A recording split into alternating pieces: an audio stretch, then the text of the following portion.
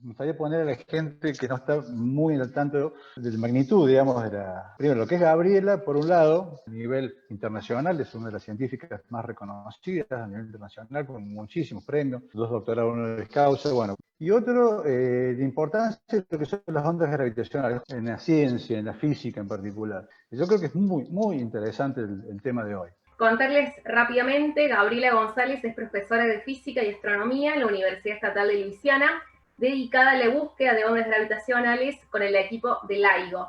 Nació en Córdoba, en Argentina, y se recibió de licenciada en Física en la Universidad Nacional de Córdoba y terminó su doctorado en la Universidad de Syracuse, en Estados Unidos, en el año 1995.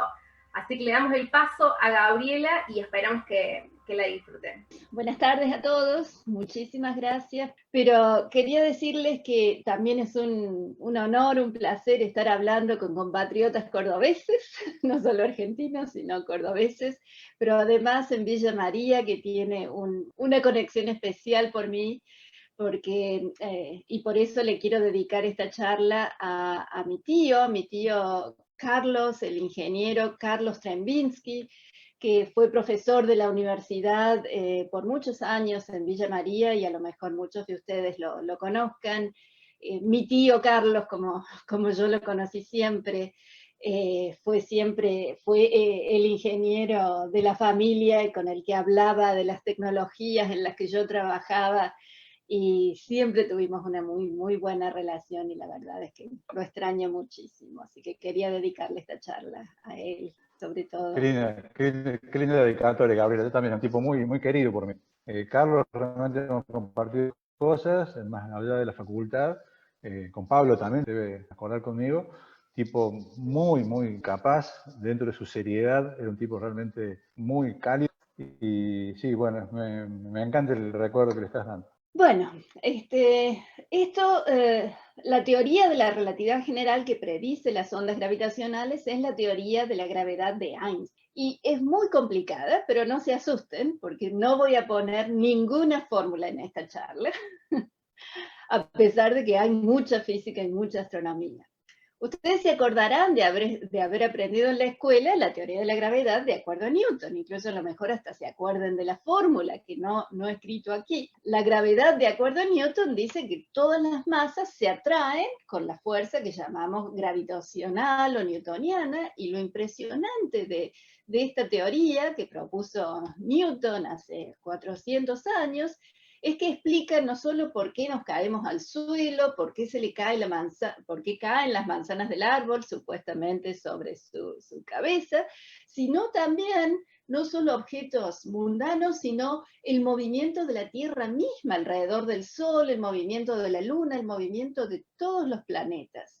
Lo único que ya en los 1800 se sabía y se había medido bastante bien y no coincidía del todo con la teoría de Newton era el movimiento de Mercurio, que es el planeta que está más cerquita del Sol. Pero la teoría de Newton explicaba el movimiento de todas las otras cosas, incluso de Mercurio, salvo por un poquitito error. Sin embargo, esta gravedad, de acuerdo a Newton, tenía para Einstein un problema gravísimo, y era que Einstein en 1905 había creado una teoría que la llamamos ahora la teoría especial de la relatividad, que no tiene nada que ver con la gravedad, tiene que ver con campos eléctricos y magnéticos. Y lo que dice esa teoría es que no hay nada que viaje más rápido que la luz. La velocidad de la luz es un límite de velocidad universal. Y el problema que tenía Einstein es que esta fuerza gravitacional es instantánea. Si el Sol desapareciera por alguna razón misteriosa, la Tierra, de acuerdo a esta teoría de Newton, se daría cuenta enseguida, instantáneamente, y seguiría en una línea recta en lugar de girando alrededor del Sol. Esta interacción instantánea era algo que no concordaba con esta teoría, con este límite de velocidad de la luz. Entonces, y ya estaba en el aire, ya había otra gente que estaba pensando en esto, pero fue Einstein en 1915 que propuso otra teoría de la gravedad. Lo que dice Einstein es que las masas interactúan no entre sí, no masas con masas, sino las masas con el espacio-tiempo. Ustedes dicen, ¿qué es el espacio-tiempo? Parece un término de ciencia ficción y se usa bastante en ciencia ficción. El espacio-tiempo, en realidad, a mí me gusta imaginarlo como un papel cuadriculado que mide distancias, pero en 3 dimensiones, es decir, es una grilla en 3 dimensiones, en donde todas las distancias en todas las esquinitas son iguales, y las usamos para medir distancias, y el tiempo está representado por relojes que ponemos en todas las esquinitas, que no haría falta, en realidad necesitamos nada más que un reloj, pero imaginemos el espacio-tiempo como relojes en todas las esquinitas con los relojes todos sincronizados. Y lo que dice Einstein es que si ponemos una masa en este espacio-tiempo, la masa va a deformar el espacio-tiempo, lo va a curvar. En lugar de tener un espacio-tiempo plano, cuando todas las distancias son iguales, tenemos un espacio-tiempo curvo, porque las distancias aquí cerquita parecen más cortas que estando más lejos de la masa. Y las masas, por supuesto, se mueven, así que cuando se mueven las masas, esta deformación del espacio-tiempo también, y si hay 2 masas, cada una de las masas va a ver la deformación producida por la otra.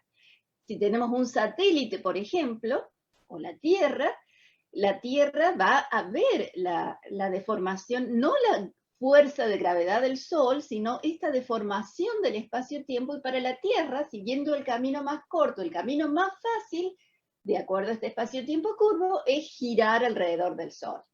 Es decir, es una explicación del movimiento de los planetas y el efecto de la gravedad, sin recurrir a esta fuerza instantánea de gravedad, sino recurriendo a la curvatura del espacio-tiempo.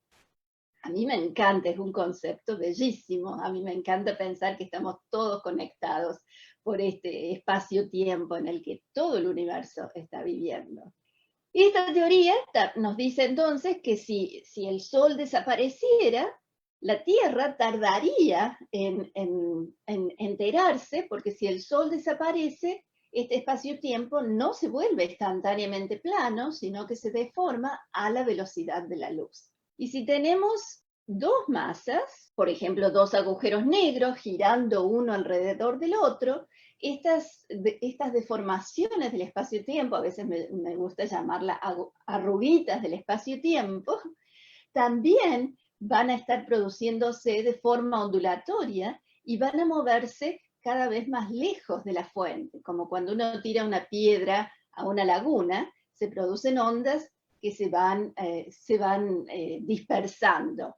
Ahora, otra predicción de la teoría es que estas ondas gravitacionales se están llevando energía del sistema, porque las ondas gravitacionales tienen energía y sacan esa energía del sistema, y eso hace que entonces las 2 masas, en este caso 2 agujeros negros, que me gusta pensar que están bailando un tango, se están acercando cada vez más. De acuerdo a Newton, girarían a la misma distancia para siempre, pero de acuerdo a Einstein se están acercando cada vez más y terminan en fusionarse en un solo agujero negro, que sigue rotando. El agujero negro final es perfectamente esférico, sigue rotando, pero no produce ondas gravitacionales, porque de nuevo, de acuerdo a la teoría, para que algo produzca ondas gravitacionales, tiene que ser no esférico.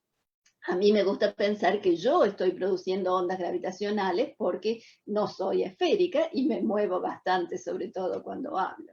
Ahora, ¿cuál es el efecto de estas ondas gravitacionales? Como les decía, son arruguitas en el espacio-tiempo.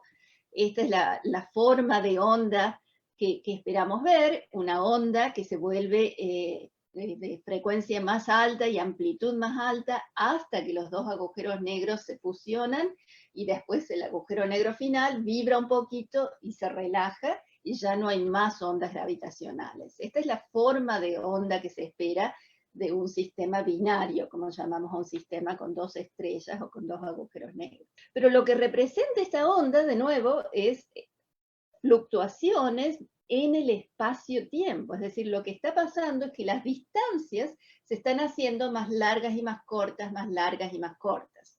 y lo están haciendo cada vez más rápido y después de un final no lo hacen más. Eso es el efecto de la onda gravitacional. Pero de nuevo recurriendo a la teoría de Einstein, cuando se ponen las constantes allí, la constante de Newton, la velocidad de la luz, la predicción es que estos cambios de distancia son infinitesimales. Y Einstein publicó su teoría en 1915 y en 1916 publicó un artículo acerca de esta predicción de existencia de ondas gravitacionales, pero que probablemente no tenían ningún efecto práctico porque no se podían medir. Y en eso se equivocó.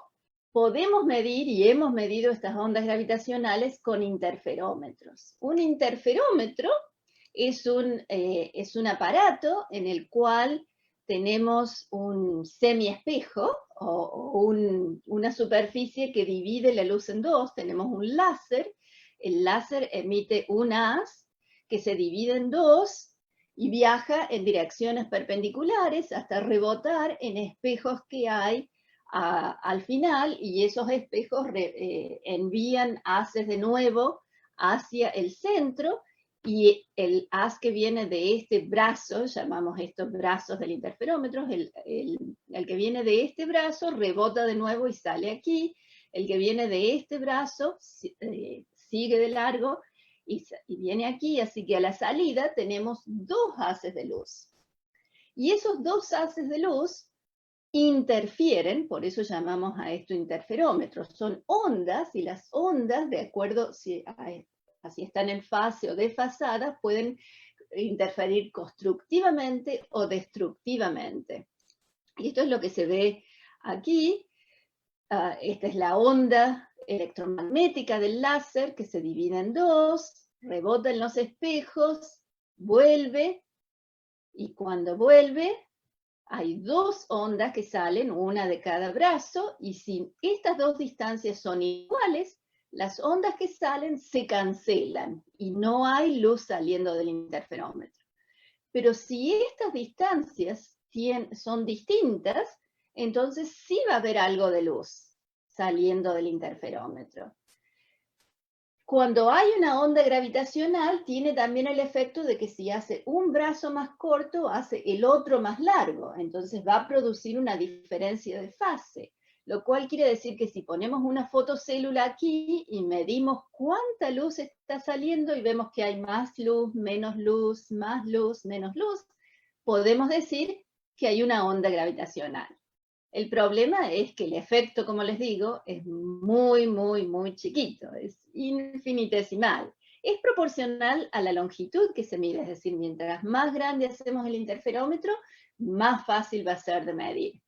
Pero aún así, fue muy difícil llegar hasta allí. Hacían falta interferómetros largos. Los interferómetros de LIGO, que se construyeron 2 en Estados Unidos, tienen cada uno 4 kilómetros de largo.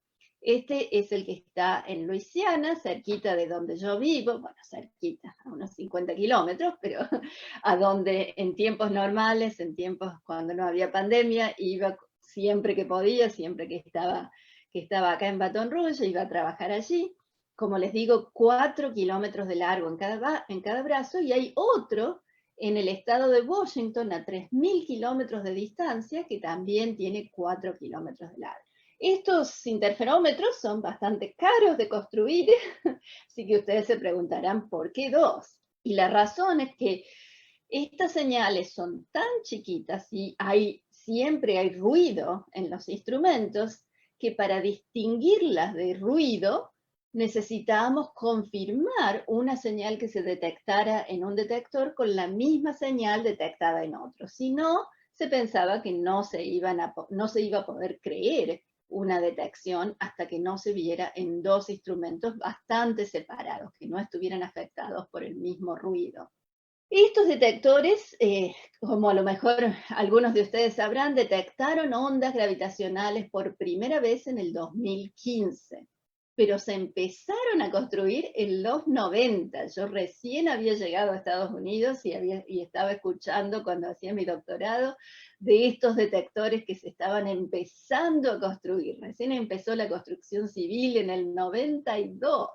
La idea estaba desde los 70, donde dos profesores, Ray Weiss en MIT, Kip Thorne en Caltech, empezaron a hablar de detectar ondas gravitacionales con interferómetros. Es decir, este campo tiene gente trabajando con mucha paciencia. Ray Weiss y Kip Thorne, como a lo mejor algunos sepan, también recibieron el premio Nobel en el 2017, después de haber estado trabajando 50 años en este proyecto. Ahora, estos detectores son muy, muy sensibles. Ya les voy a contar cuán sensibles, y para hacerlos así no es simplemente un interferómetro de Michelson, como llamamos a este interferómetro simple.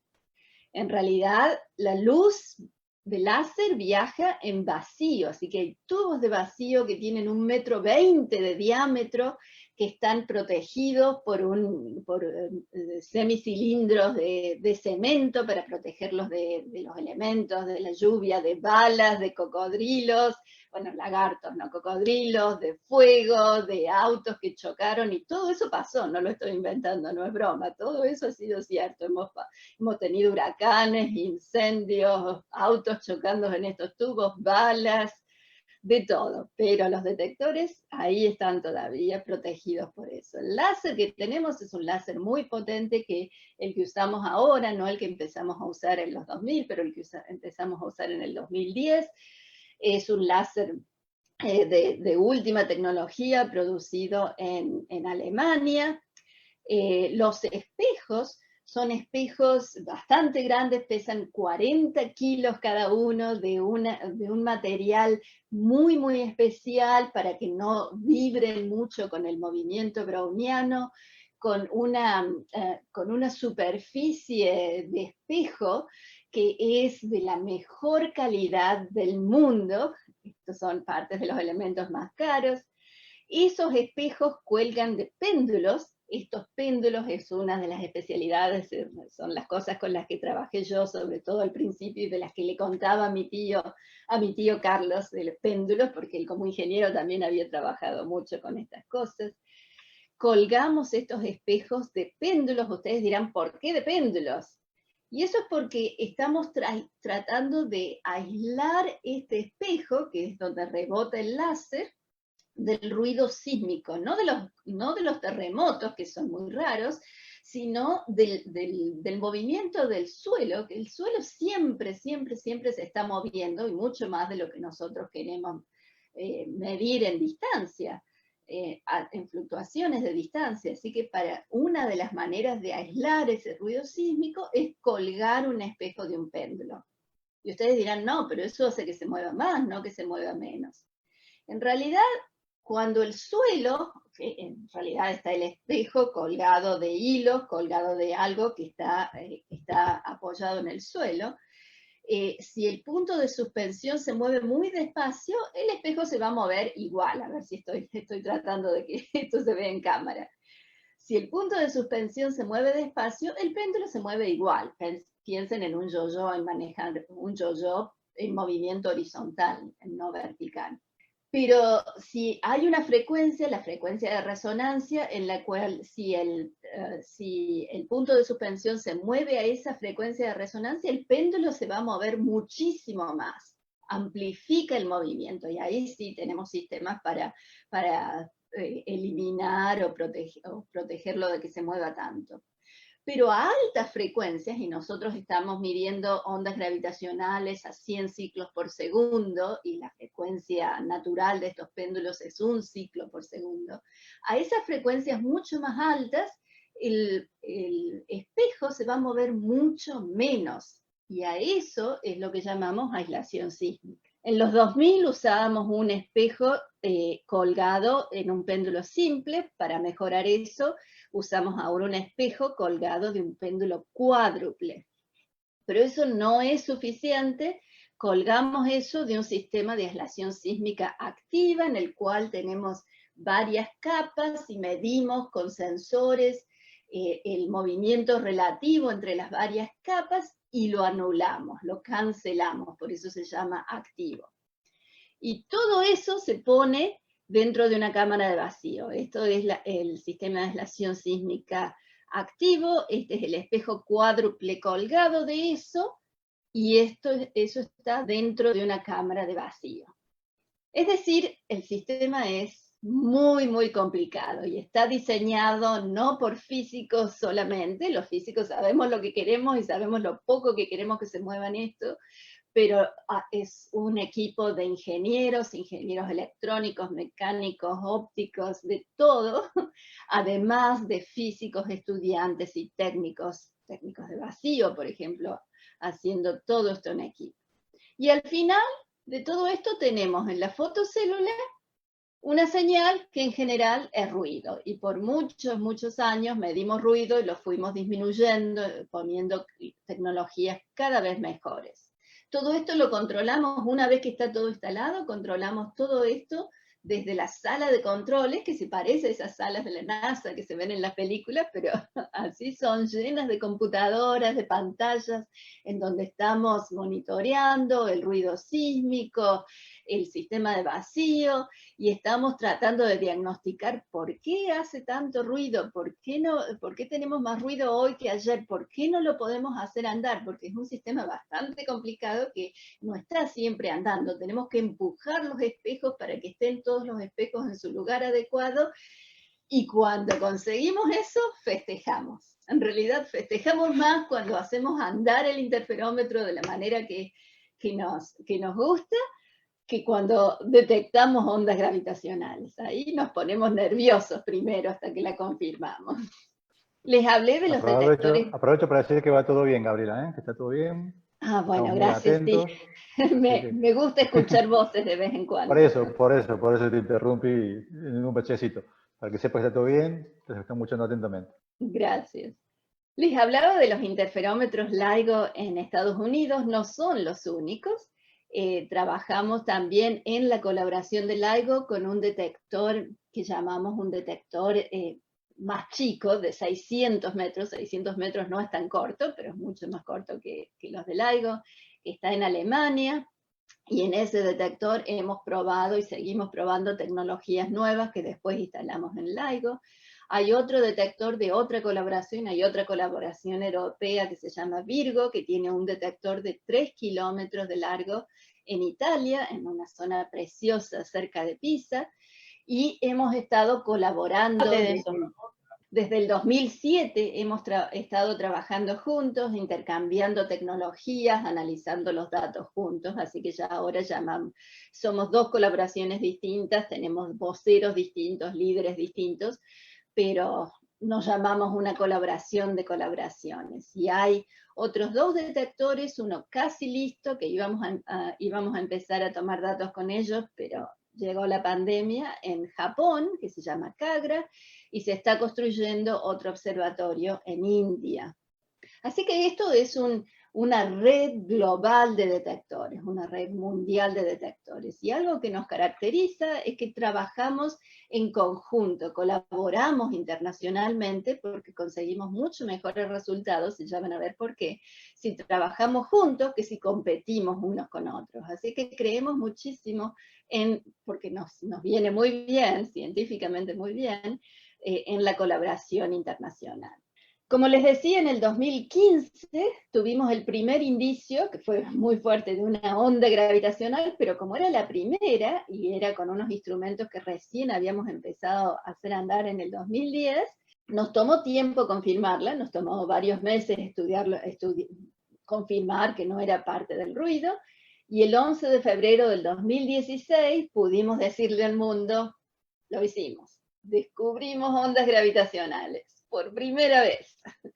Y ahí fue cuando tuve el honor en ese momento era la líder de la colaboración de LIGO, y estuve haciendo el anuncio en la ciudad de Washington, en una conferencia de prensa que estaba presidida por la que entonces era presidenta de lo que sería el equivalente de CONICET en Estados Unidos, que se llama National Science Foundation, Fundación Nacional de Ciencia, Franz Córdoba, otra latina, y en el escenario estábamos Ray Wise y Kip Thorne, que como les decía, fueron los que en los 70 habían estado empezando a diseñar y a proponer estos interferómetros, y están a una hora trabajando, a una hora después de haber ganado el premio Nobel, trabajando en esto.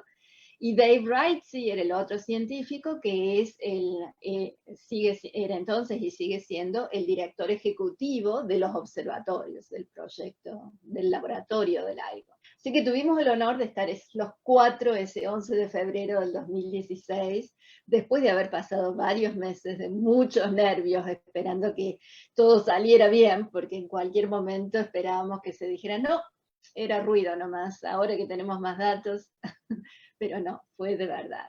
Esta fue la onda que vimos, que en general, como les decía, lo que vemos es ruido que se parece a esto o a esto. Aquí, línea anaranjada es lo que representa la señal en la fotocélula del observatorio de Luisiana, y la azul es la luz en la fotocélula del observatorio en Washington, a 3.000 kilómetros de distancia.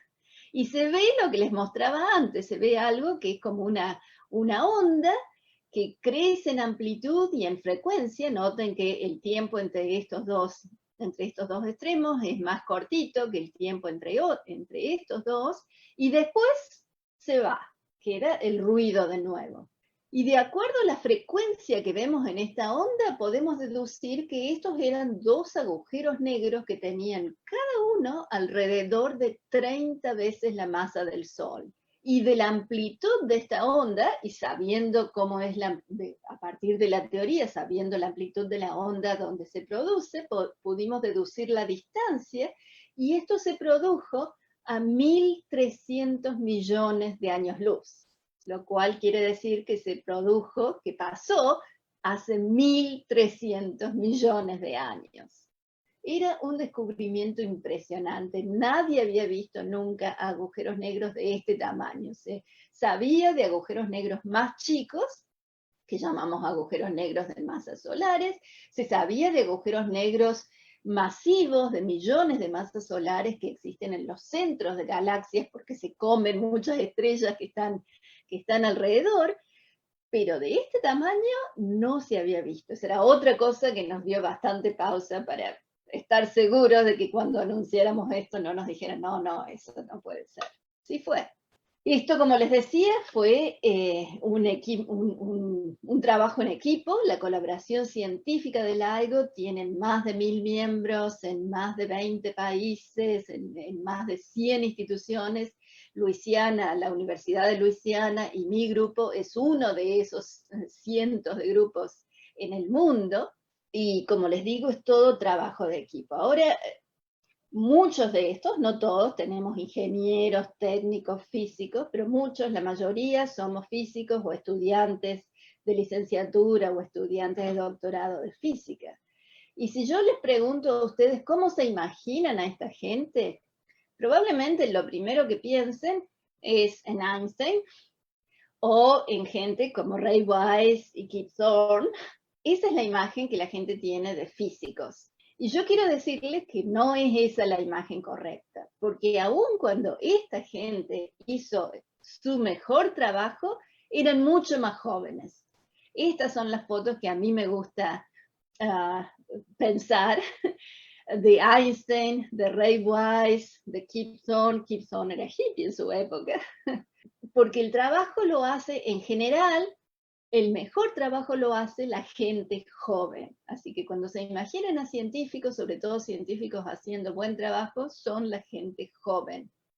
Cuando tenemos grupos, por supuesto, somos más de 1.000 personas, nunca estamos todos juntos en un lugar, pero cuando nos sacamos fotos de reuniones de colaboración, se ve a mucha gente, y como ven, hay gente de todas las edades, de muchas culturas, de muchos géneros, somos todos distintos, todos diversos, y esa diversidad también ayuda muchísimo a que la ciencia progrese más rápido, porque traemos todos ideas distintas a la mesa, y eso es lo que hace falta. Ahora, cuando uno pone una foto con tanta gente, no se ve en detalle, así que mi foto favorito es esta, que es la gente joven de nuestro grupo en Luisiana, en la Universidad de Luisiana, ese 11 de febrero. Yo estaba en Washington, ellos estaban festejando en otra conferencia de prensa en Luisiana, y como ven, también son diversos, de distintas alturas, distintas edades, pero todos jóvenes. Esos son los genios de la física. Volviendo a la ciencia, nos gusta representar las ondas gravitacionales de esta manera, no solo dibujando o modelando, tenemos simulaciones numéricas de estas ondas gravitacionales en función del tiempo, de la amplitud en función del tiempo, sino en estos diagramas de color, en los cuales tenemos en el eje horizontal el tiempo, en el eje vertical la frecuencia, y el color en el dibujo indica la amplitud de la onda. Es decir, en este momento la onda tenía esta frecuencia y la amplitud indicada por el brillo. Acá era más brillante, tenía una frecuencia más alta y después desaparece. Esta fue la primera onda gravitacional que detectamos el 14 de septiembre del 2015. Pero tomamos datos por 4 meses en el 2015-2016 y después por 9 meses en el 2016-2017 y detectamos varias otras. Detectamos 9 detecciones más, 9 señales de colisiones de agujeros negros, o sea que en total teníamos 10, todas parecidas. Esta sigue siendo la más brillante todavía. La primera fue la que tenía mayor amplitud, otras eran más largas, a distintas frecuencias, porque los agujeros negros tenían distinto tamaño, pero el 17 de agosto del 2017 vimos una totalmente distinta. Fíjense que en todas estas, el tiempo que mostramos acá es una fracción de segundo.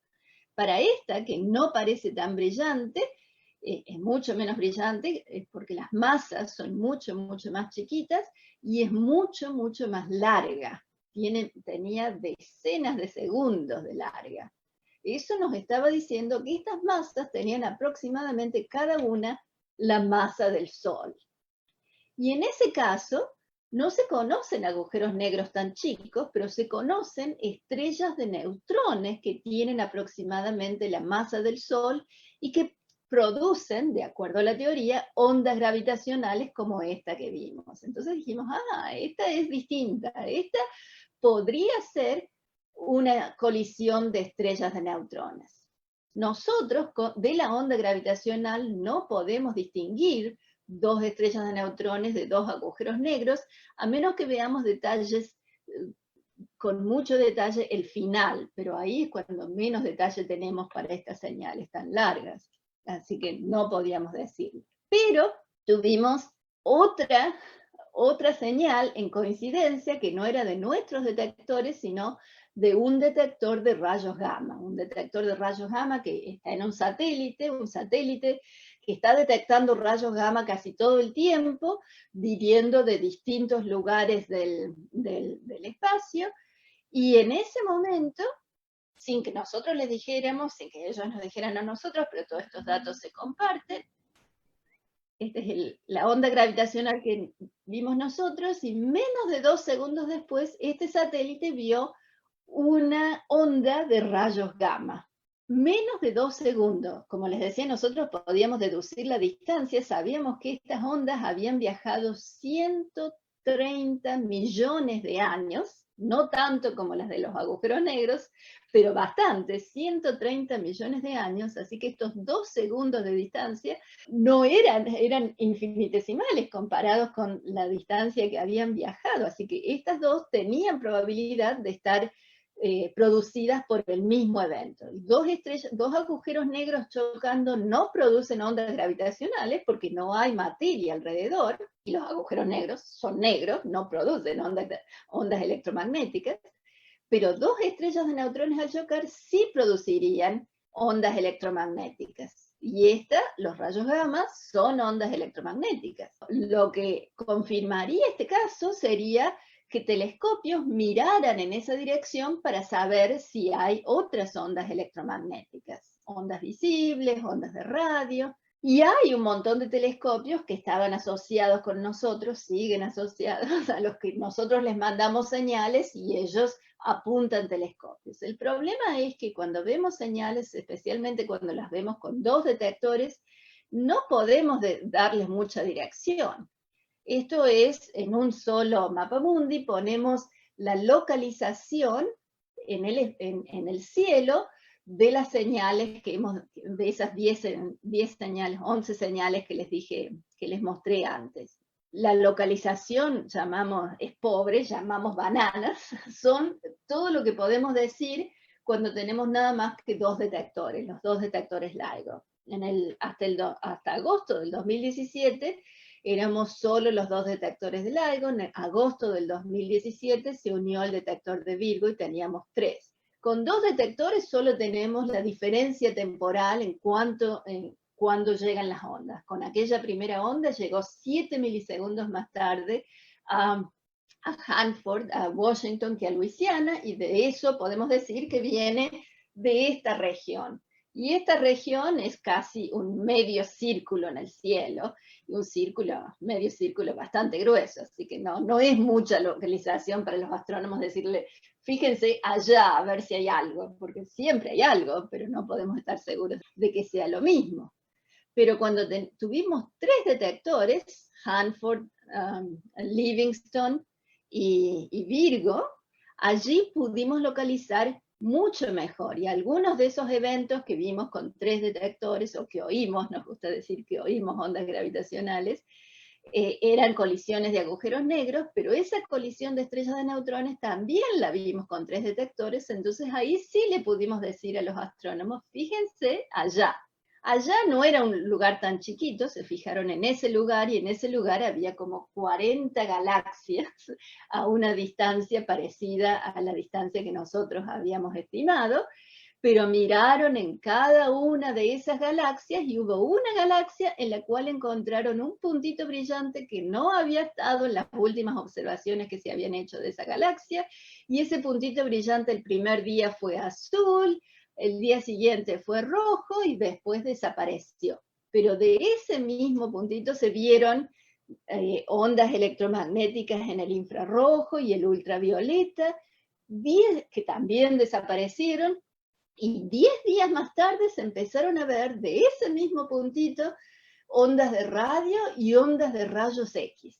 Es decir, ya no había duda de que era en este lugar que se había producido una colisión de estrellas de neutrones que había producido las ondas gravitacionales y todas estas ondas electromagnéticas. Ahora, la teoría era que si eran las ondas de gamma, como de rayos gamma, que les decía al principio, que se detectaban, esas se sabía que se podían detectar con colisiones de estrellas de neutrones, pero el problema con esas ondas es que de la colisión de estrellas de neutrones salen ondas muy colimadas.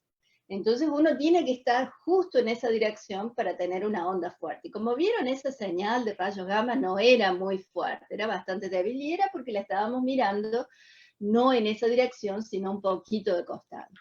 Así que con todo esto pudimos hacer una película. En realidad la hizo NASA, que es el Hollywood de la ciencia, de la astronomía. Esta es la historia que así como la entendemos. Había 2 estrellas de neutrones que estaban girando, bailando el tango, produciendo ondas gravitacionales, colisionaron, produjeron los rayos gamma colimados que van a ver, y después produjeron una explosión más esférica con ondas visibles, con ondas de longitud visible, estas rojas y azules. Estos son los rayos gamma, estos son explosiones esféricas, que luego de varios días hizo una onda de choque que produjo las ondas de radio y rayos X, que se vieron como por un año después de este evento. Es decir, Esto se llama ahora astronomía con mensajeros múltiples, porque vemos el mismo evento no solo con muchas longitudes de onda distintas, sino también ahora con ondas gravitacionales. Este fue uno de los eventos astronómicos mejor estudiados del mundo. Y también involucró argentinos, no solo argentinos que estamos trabajando con los observatorios del LIGO, sino argentinos que están trabajando en astronomía.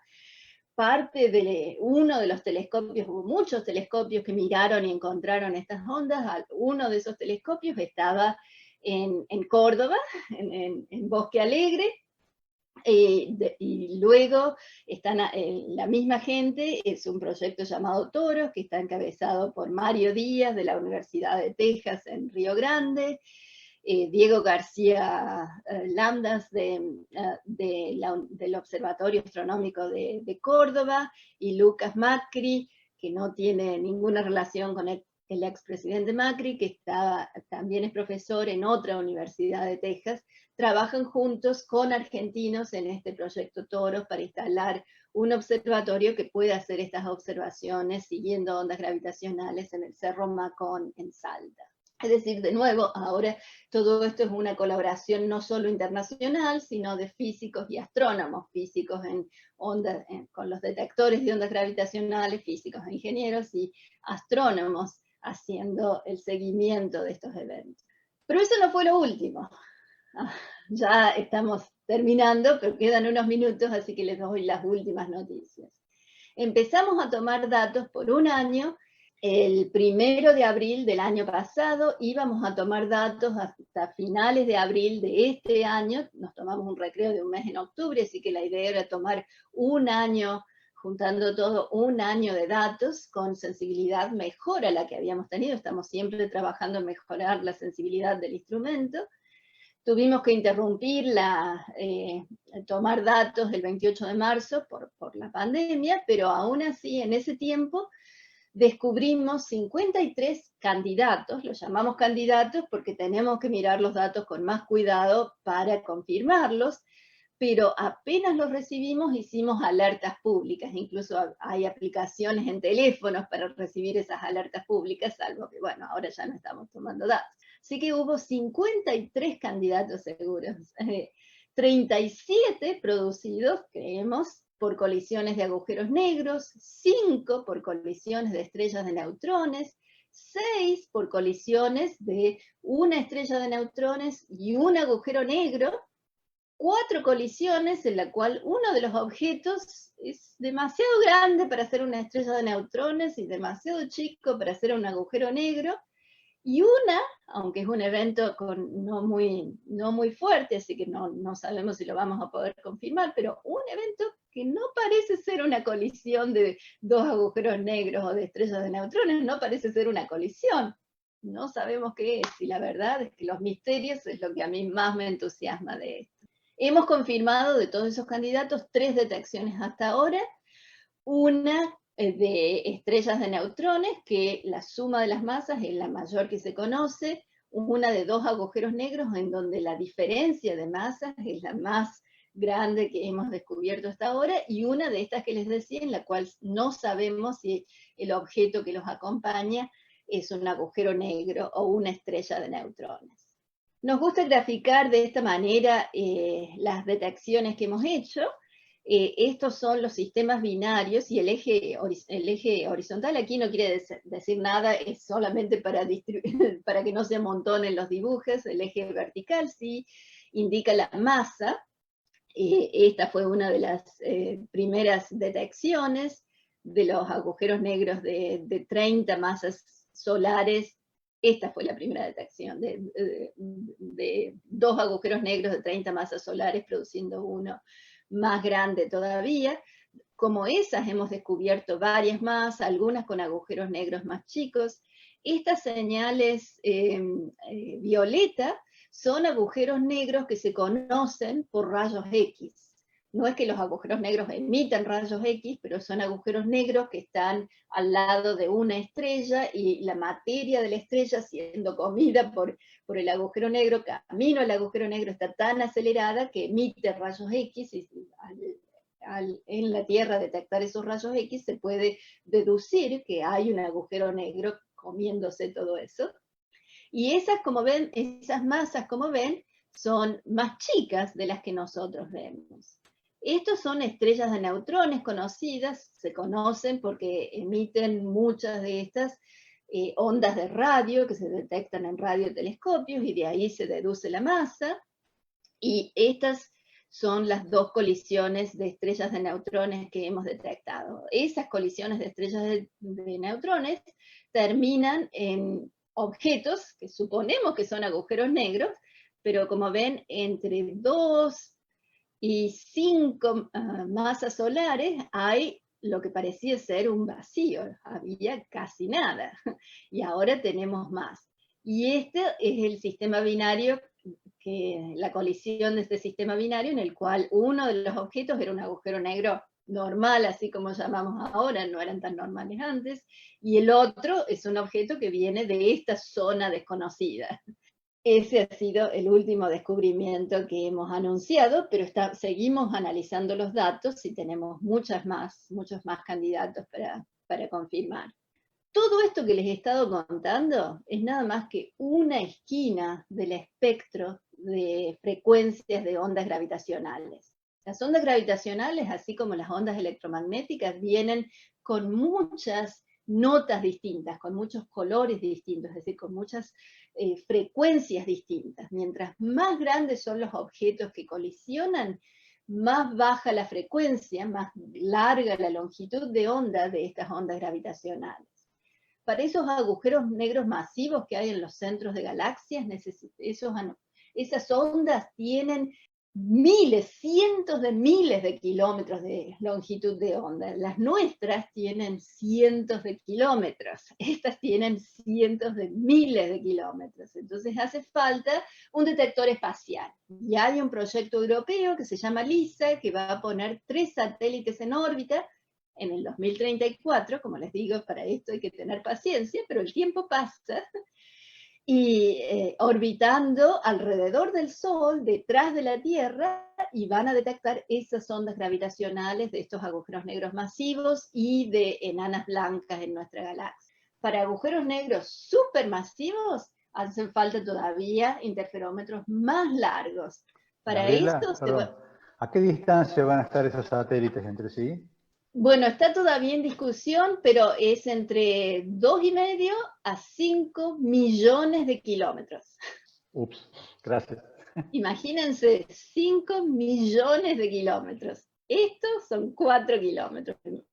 Obviamente estos dibujos no están a escala. Para medir señales de agujeros negros supermasivos, que tienen miles de millones de masas solares y que existen, se van a usar esas ondas de radio que emiten las estrellas de neutrones, los púlsares en nuestra galaxia, y se van a usar los radiotelescopios mirando las diferencias de fase entre estas ondas.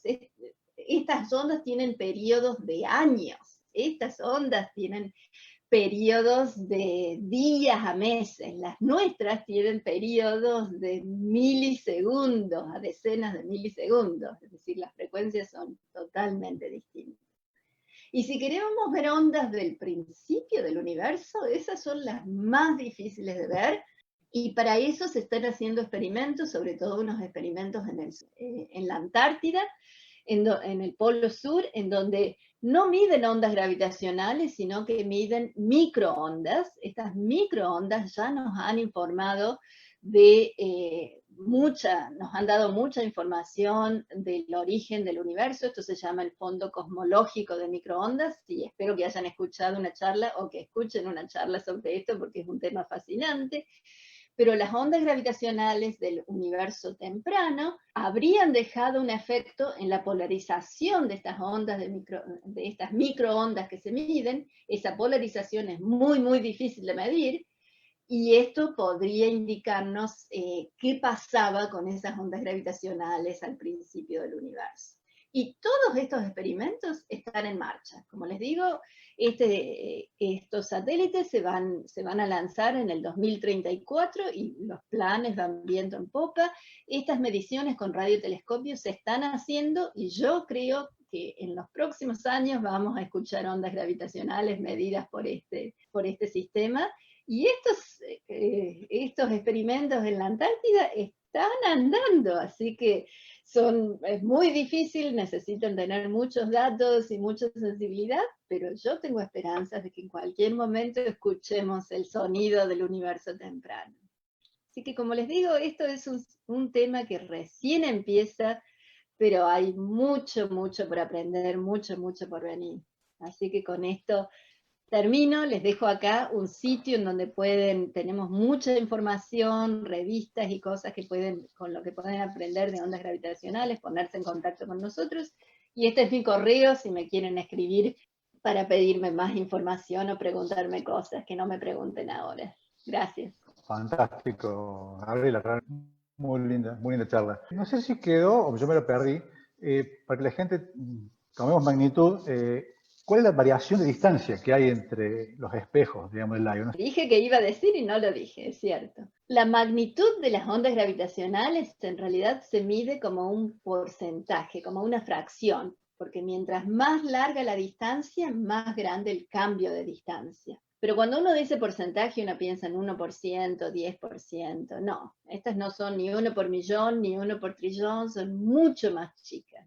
La onda gravitacional que medimos fue de 1 parte en 10 a la 21. Tenemos que usar notación científica para decirlo, no tiene nombre este número tan grande. Es como comparar un átomo con la distancia entre la Tierra y el Sol.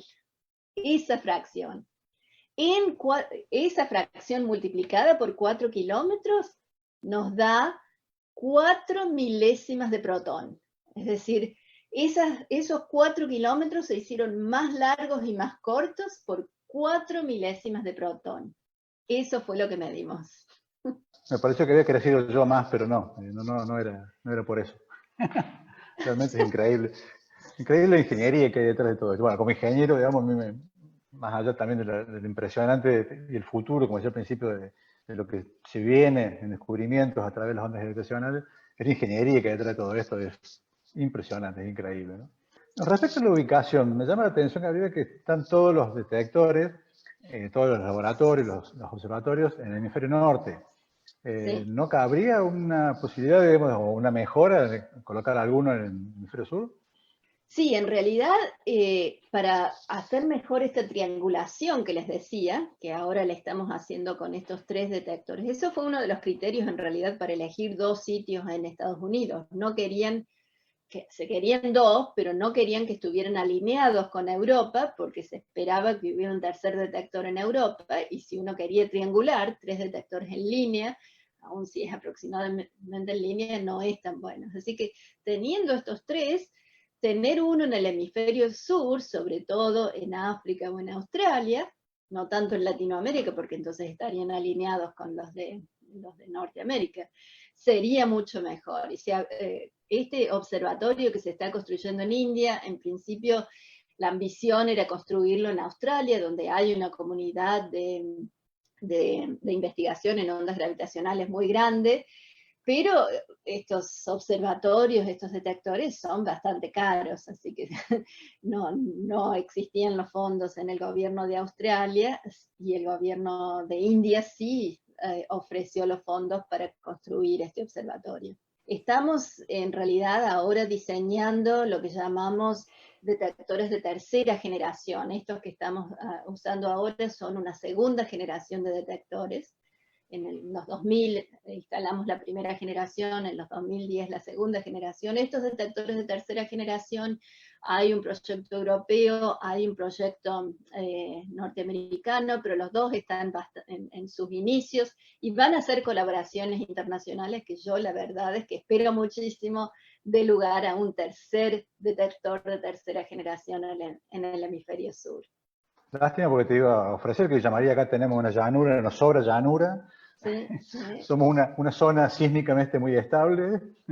No tenemos plata, sí, pero voluntad nos sobra un montón, ¿eh? Sí, sí, no, se ha mencionado muchas veces. ¿Querés que empecemos con algunas preguntitas? Me encantaría escuchar ¿Sí? preguntas. Hay algunas que son muy ligadas al tema y otras, bueno, por ahí se vuelan con el tema de los agujeros negros y demás, pero bueno. Está bien, si no sé, digo que no sé. Prometimos hacerlas en orden cronológico, así que bueno, vamos con ellas. Una dice, ¿cómo se supone que se formaron o originaron los agujeros negros supermasivos o tan grandes? No sé si se refiere a los agujeros negros supermasivos o esos agujeros negros, claro, que nombraste vos como muy grandes dentro de lo que se esperaba. Bueno, los agujeros masivos y supermasivos en centros de galaxias se entienden cada vez mejor, se producen porque están en los centros de galaxias donde se está atraída por la gravedad muchas estrellas, mucha materia, entonces van creciendo. Y los agujeros negros se cree que se inician en explosiones de estrellas, así que cuando se inician chicos, de explosiones de supernova, de estrellas que no tienen mucho más de 30 masas solares, pero dispersan la mayor parte de esa masa y quedan masas solares de 5, 10, 20 a lo sumo, era lo que se había visto. Así que, ¿cómo es que se forman estos agujeros de 30, 40 masas solares que hemos visto ahora? Eso es un gran tema de investigación ahora en astronomía. No se sabe si es que hay agujeros negros de estos tamaños que están en glóbulos estelares en los cuales se amontonan y se juntan, o que a lo mejor haya estrellas grandes que no dispersan todo cuando explotan.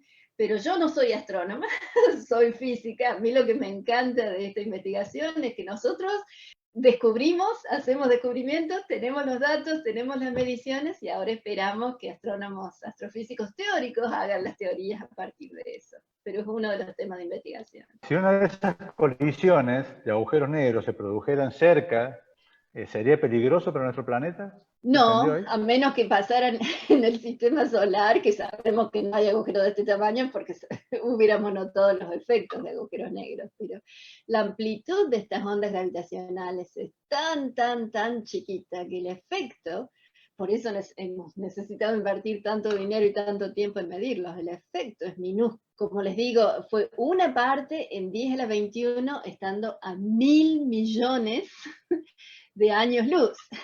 Si estuviera nada más que a un año luz, sería 1.000 millones más grande, pero eso serían 1.000 millones por 4 milésimas de protón, es decir, es todavía muy chiquito. Nos encantaría en realidad que hubiera algo en nuestra galaxia, por lo menos, porque sería una señal inmensa de la que podríamos aprender muchísimo. Pero creemos que estas cosas en nuestra galaxia pasan una vez cada 10.000 años. Bueno, justamente referido a eso, preguntan acá si las ondas gravitacionales se transmiten inalterados a través de la distancia, o sea, si se mantienen inalterados a través de la distancia. Sí, en principio, a mí me gusta compararla con los neutrinos. Ustedes habrán escuchado que hay millones y millones de neutrinos pasando por la Tierra, por nosotros, todo el tiempo, y como interactúan tan débilmente, en realidad no pasa nada, siguen viajando. Eso mismo pasa con las ondas gravitacionales. No es estrictamente cierto, porque han dejado un poquitito de energía, que es lo que nos permitió medirlos, pero tan infinitesimal esa energía que dejó que en realidad uno considera que el universo es esencialmente transparente a las ondas gravitacionales. Lo cual en realidad es un beneficio también, porque cuando las medimos no han sido afectadas por todas las cosas que hay entre nosotros y la fuente de ondas gravitacionales. Con la luz no es así, con las ondas electromagnéticas, sobre todo las ondas visibles, están oscurecidas por el polvo y por muchas otras cosas que hay entre la fuente y la Tierra. Con las ondas gravitacionales casi no importa nada. Acá hay unas preguntas que son de unos colaboradores del taller, no sé, Néstor o Franco, si quieren abrir el micrófono y hacerle directamente la pregunta, y así lo pueden explicar mejor. Hola, Gabriela. Apago la pantalla si me ven. Muchas gracias, muy clara, muy didáctica la charla, la verdad que impresionante. Mi pregunta era si el efecto del movimiento entre las dos fuentes, digamos la emisora y la receptora, podría pasar algo como pasa con la luz, digamos, si hubiese también algún tipo de efecto Doppler, digamos, gravitacional, como hay con la luz. Sí, esto sí pasa. por ejemplo, las microondas que decimos que vienen, que nos dan información del origen del universo, no eran microondas cuando fueron emitidas, eran ondas de bastante más alta frecuencia, pero debido a que viajan en un universo que se está expandiendo, también llegan a la Tierra con una frecuencia menor. Lo mismo pasa con las ondas gravitacionales. Las ondas gravitacionales que recibimos en la Tierra tienen una frecuencia un poco más baja que la frecuencia a la que fueron emitidas, porque viajaron por un universo que se está expandiendo. Nosotros no podemos medir eso independientemente, nosotros solo podemos medir la frecuencia que medimos en la Tierra. Tenemos que asociarla con un modelo cosmológico para saber a qué frecuencias se emitieron.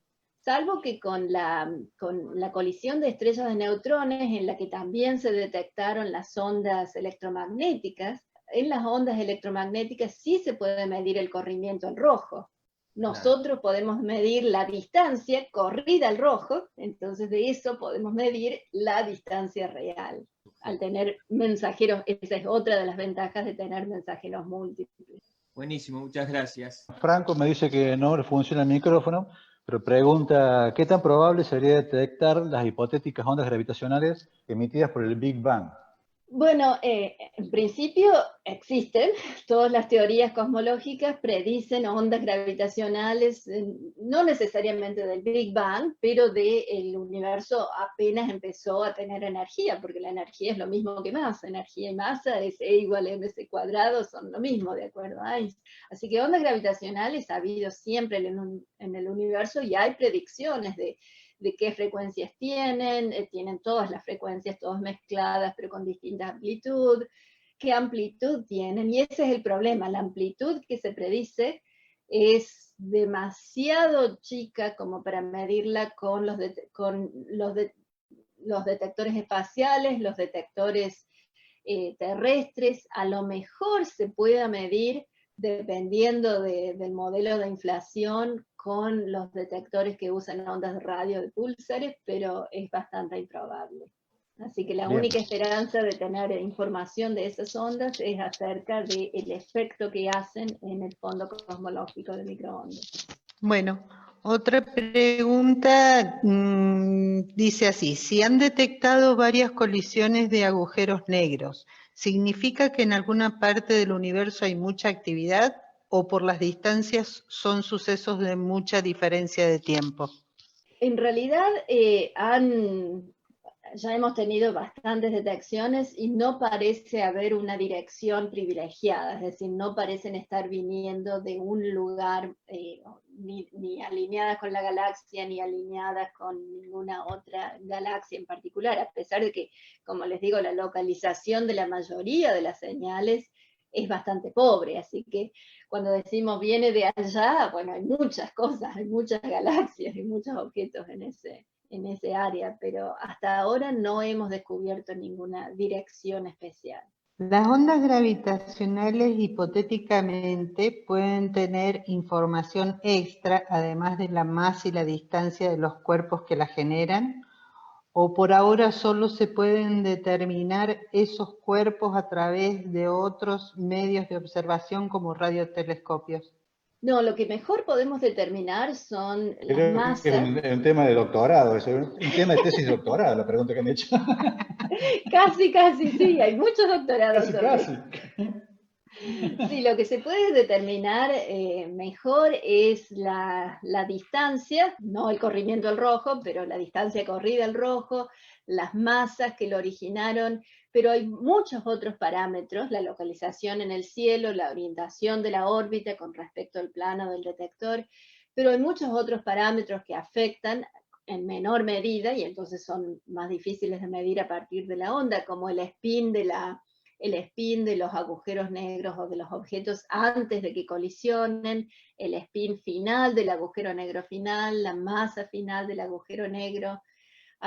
Creo que en total son como 17 o 18 parámetros que determinan la forma de la onda, así que hay 17 o 18 parámetros que podemos medir, pero algunos los podemos medir muy pobremente. Si se llegara a producir una explosión de nuestra estrella, el Sol, ¿se generaría un agujero negro de gran tamaño? En realidad el Sol es una de esas estrellas que va a tener un final tranquilo. No es una de las estrellas que exploten supernovas. Hay distintos tipos de estrellas que tienen distintos finales. El Sol se va a convertir en una enana roja primero y en una enana blanca al final, pero no va a explotar. Pero en realidad el Sol y la Tierra y el sistema solar está produciendo ondas gravitacionales, simplemente no las podemos detectar. Que yo lo pregunto recién, se está preparando para ir al Balseiro. A ver, yo sueño que algún momento miremos a través de un telescopio gravitacional y veamos el universo en ese tejido de espacio-tiempo. ¿Es posible? Es muy loco imaginarlo así.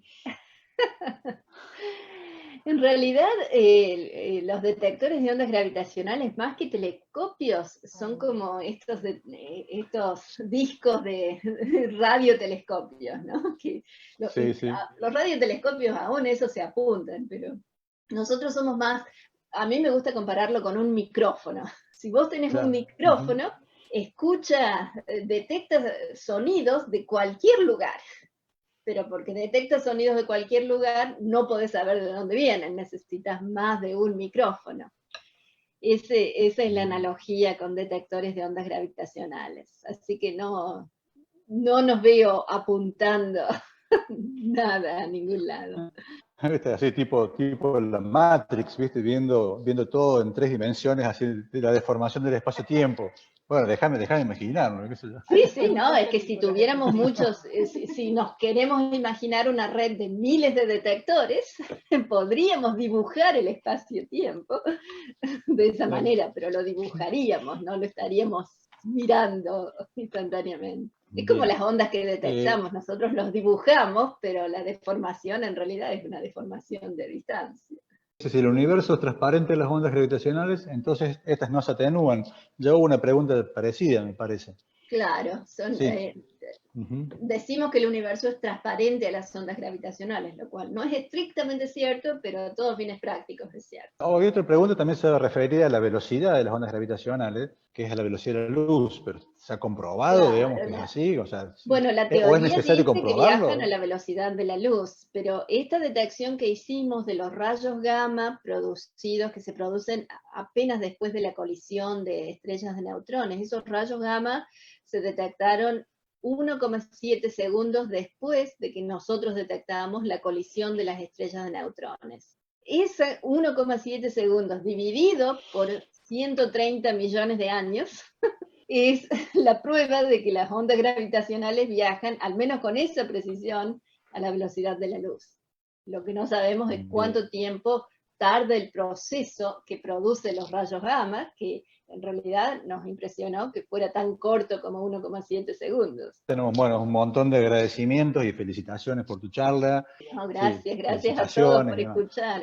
Así que, bueno, realmente, bueno, fue un gusto. Sobre todo, bueno, sabemos de tu calidad como científica, pero también como hicimos la difusión, que sabes bajar muy bien esa información que matemática y físicamente, yo no quiero ni imaginarme la complejidad que debe tener esa matemática y esa física, y lo sabes bajar muy bien, una simpleza realmente que para los mortales podamos entender de qué se trata todo esto, ¿no? Muchísimas gracias. No, muchísimas gracias por organizar esto. La verdad es que me parece una iniciativa genial. Como les digo, yo soy muy creyente en la divulgación de la ciencia porque estos experimentos son muy caros y tenemos los científicos que trabajamos en esto, tenemos la responsabilidad de contarles a los que nos pagan por hacer esto. Bueno, Gabriel, por mi parte, en serio, muy, muy agradecido. Realmente me siento orgulloso de poder haberte traído y bueno, muy agradecido. Así que, por mi parte, te saludo. Déjame resumirte un saludo. Dice Nahuel que si me acuerdo de estar a mis 14 años viendo el nombre Gabriel en las noticias y 5 años después le puedo hacer una pregunta. Sinceramente, un placer y un privilegio tener la oportunidad. Gracias al taller. Gracias. Bueno, muchas gracias a todos. Muchísimas gracias a todos.